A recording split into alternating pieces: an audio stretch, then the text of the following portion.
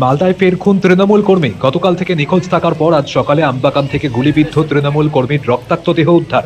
মৃত তৃণমূল কর্মীর নাম ওবায়দুল্লাহ খান। পেশায় তিনি একজন কয়লা ব্যবসায়ী। বাড়ি কালিয়াচক থানার কলেজ মোড় বাগান এলাকায়। পরিবারের দাবি, গতকাল বিকেল 4টে নাগাদ বাইক নিয়ে বাড়ি থেকে বের হয়েছিলেন তিনি। পরিবারের পক্ষ থেকে রাতেই একটি মিসিং ডায়েরি করা হয় কালিয়াচক থানায়। আমরা জানতে পেলাম রাত্রেবেলা কি পাওয়া যাচ্ছে না, কোনো খোঁজ খবর নেই, ফোন ধরছে না। তারপরে আমরা কালিচক থানা গেলাম, ওখান থেকে পুলিশকে জানানো হলো, পুলিশ আমাদেরকে লোকেশন বের করে দিল। তারপরে আমরা ওদিকে খোঁজাখুঁজি করলাম। তার মধ্যে সকাল ভোর 4টা পর্যন্ত আমরা খোঁজাখুঁজি করেছি। তারপরে সকালে আমাদের কাছে কল যাচ্ছে কি বডি পাওয়া গেছে, ইংলিশ বাজার থানা থেকে কল যাচ্ছে। তারপরে আমরা গেলাম, তো ওখান থেকে বডি তুলে নিয়ে চলে এসছে। তারপরে বলছি হসপিটাল নিয়ে চলে গেছে বডিটা। কীভাবে পেয়েছি? বডি দেখে বুঝতে পারছে পিছন থেকে গুলি করেছে, পিছন থেকে মাথায় গুলি করেছে। কোনো দল করতো এই? না, কোনো দলের সঙ্গে জড়িত না, কিন্তু তৃণমূল কর্মী, মানে তৃণমূল ব্যবসায়িক, কয়লা ব্যবসায়িক, এমনি পেশায় কয়লা ব্যবসা। কয়লা ব্যবসায়ী, ইট ভাটা আছে। আজ সকালে ইংলিশ বাজার থানার কাটাগড় এলাকায় একটি আমবাগান থেকে রক্তাক্ত অবস্থায় তার দেহ উদ্ধার হয়। উদ্ধার করা হয়েছে বাইকটিও। পরিবারের দাবি, গুলি করে নৃশংসভাবে খুন করা হয়েছে ওবায়দুল্লাহকে। তবে কেন এই খুন, কে বা কারা রয়েছে এই ঘটনার পিছনে, তা স্পষ্ট নয়। কালকে সন্ধ্যা 5টার পর থেকে নিখোঁজ আছে। 4টাতে বাড়ি গিয়েছিল, বাড়ি থেকে বের হলো, কিছু খাওয়া দিয়ে ছেলেকে বের হলো। বের হওয়ার পরে আবার কোথায় গেল বলতে পারছি না। 6টার সময় ফোন ধরছি, রিসিভ হচ্ছে, ফোন তুলে না। আজকে দেখলাম মার্ডার হয়েছে। বলছি আপনার নিখোঁজ কবে থেকে ছিল? কালকে 4:30 5টার দিকে। আপনারা যোগাযোগ করেছিলেন থানাতে, জানিয়েছিলেন? কালীচক থানাতে করেছি।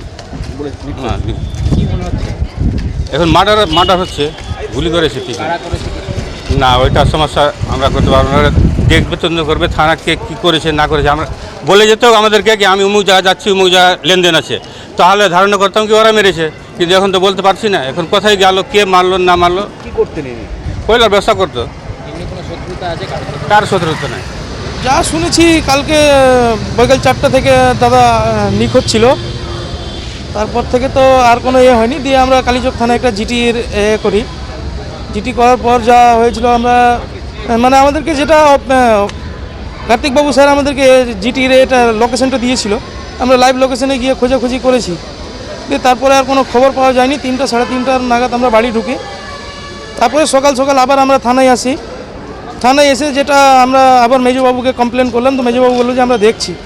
ঠিক আছে, দেখার পর তারপরে ওনারা বললো যে কি আমরা বলে বেরিয়ে গেলাম।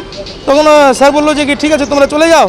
দিয়ে আমাদের অর্ধেক রাস্তাও আমি যাইনি, পরেই আমাদেরকে বলছে যে তোমরা আবার রিটার্ন থানায় আসো। এরকম কেস হয়েছে, ইংলিশ বাজার থানায় আছে।